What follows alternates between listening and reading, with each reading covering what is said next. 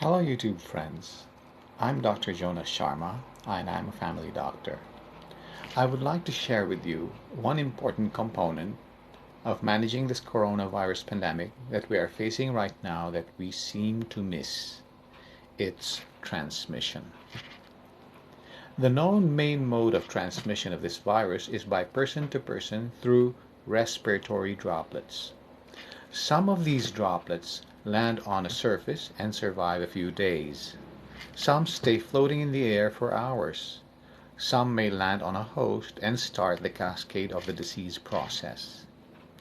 During ordinary speech, the droplets can reach to about a meter. This is the reason for the 1 meter social distancing.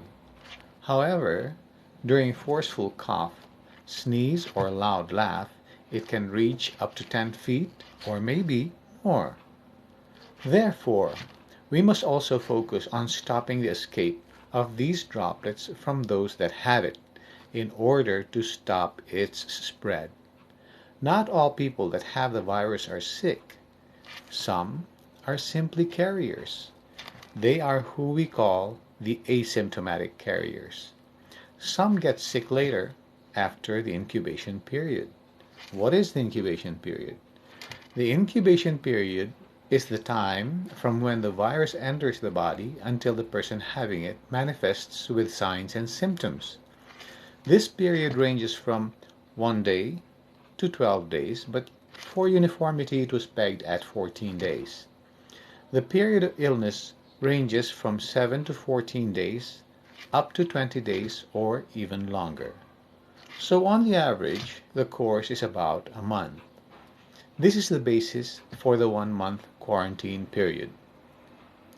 Since we really do not know who may be carrying the virus, unless they test positive, of course, which could take some time to know, it is very difficult to control its spread unless we do the following measure. Now, here it is: face mask. We all must wear face masks until the quarantine period is over. This is not to protect oneself from getting the virus, but rather from its escape from the person that has it. Commercial masks are now very hard to find, but you can wear any mask. Mask made from clothes, towels, or hankies, or anything that can hold the droplets from getting out. Now, where do you think Prince Charles or the others got the virus from? I am 99% sure it's from someone who had the virus but did not wear a mask and let out his droplets and his virus. The virus can only survive in a host person. After it takes its course within, it's over, unless it gets into another host person. This cycle will never end until all persons on earth will have been infected. Some will survive, some will die, but we don't know who will survive and who will die. But how would you know who has the virus?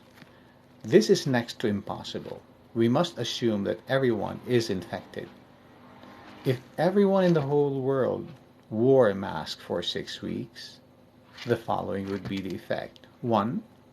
The volume or the number of cases will drop significantly, and therefore the healthcare system will no longer be overwhelmed and can manage cases with much ease than before. This is what we call flattening the curve.